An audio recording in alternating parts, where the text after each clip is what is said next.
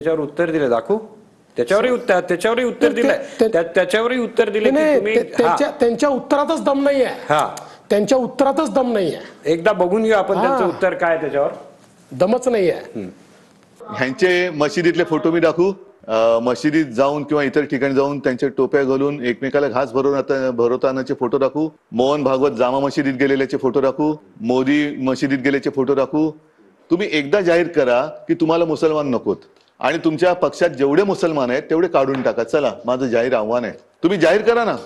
जर त्यांच्यात हिंमत असेल तर त्यांनी जाहीर करा की या देशात मुसलमानांनी राहता कामा नये भाजपने जाहीर करावं त्यांनी एक आव्हान दिलं एक मिनिट पहिल्यांदा तर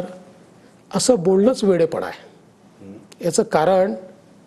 या भारतातनं मुसलमान काढून टाका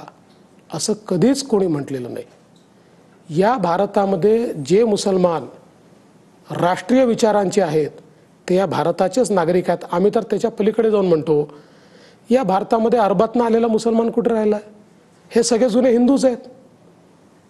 एकेकाळचे हिंदू आहेत त्यामुळे आम्हाला त्यांच्यापासून प्रॉब्लेमच नाही आहे जे लोक या ठिकाणी भारतामध्ये राहून पाकिस्तानचं गुणगान करतात जे या ठिकाणी राहून जिहादी काम करतात जे या ठिकाणी राहून आतंकवादी कारवाया करतात जे या ठिकाणी राहून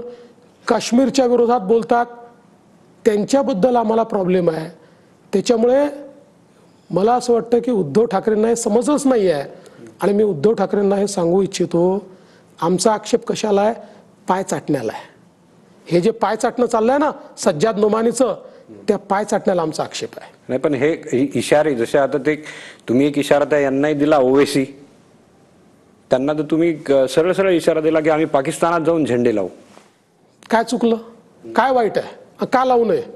आमचं स्वप्नच आहे अखंड भारत आम्हाला अखंड भारत करायचं आणि समजा आम्ही म्हटलं की एक दिवस माझा तिरंगा पाकिस्तानात लागेल त्यांना एवढं का लागावं त्यांना लागलं ना मी तुम्हाला म्हणजे तुम्ही एक ज्येष्ठ संपादक म्हणून तुम्हाला मी विचारतो की या देशातल्या कुठल्याही नागरिकाला याचं दुःख व्हावं का की मी म्हणतोय की एक दिवस आमचा तिरंगा झेंडा पाकिस्तानात लागेल दुःख झालं पाहिजे का आनंदच झाला पाहिजे त्याला दुःख होत आहे प्रॉब्लेम आहे त्यांना लागले ते प्रॉब्लेम आहे ते त्यांना लागले आणि ते तुमचा एकेरी उल्लेख करतात ते तिथे इथे तुम्ही पेशाब करेगा औरंगजेब की पहचान पर अब तो तिरंगा लहराएंगे पूरे पाकिस्तान पर देवेंद्र फडणवीस वो क्या बोले ये वोट जिहाद क्या ये जबान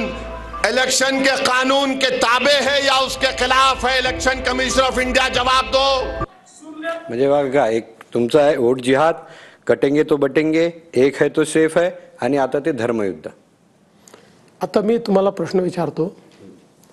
कटेंगे तो बटेंगे बटेंगे तो कटेंगे काय चूक आहे बटेंगे तो कटेंगे मध्ये काय चूक आहे या देशाचा इतिहास बघा या देशामध्ये जेव्हा जेव्हा आम्ही प्रांतांमध्ये भाषांमध्ये जातींमध्ये वाटलो गेलो तेव्हा तेव्हा देश गुलाम झाला देश कटला इथला माणूस कटला त्यामुळे कटेंगे बटेंगे तो कटेंगे हे सत्य आहे आणि त्यापेक्षा जास्त सत्य काय एक रहेंगे तो सेफ रहेंगे मला कळतच नाही एक रहेंगे तो सेफ रहेंगे और एवढी मिरची लागण्याचं कारण काय आहे अरे बाबा समाजाला एक राह सांगतोय तर कोणाला मिरची का लागते त्यामुळे मला असं वाटतं की या तिन्ही आणि धर्मयुद्ध या तिन्ही याच्यात काही आक्षेपार्ह नाही कोणी मला दाखवून द्यावं काही आक्षेपार्ह असेल ते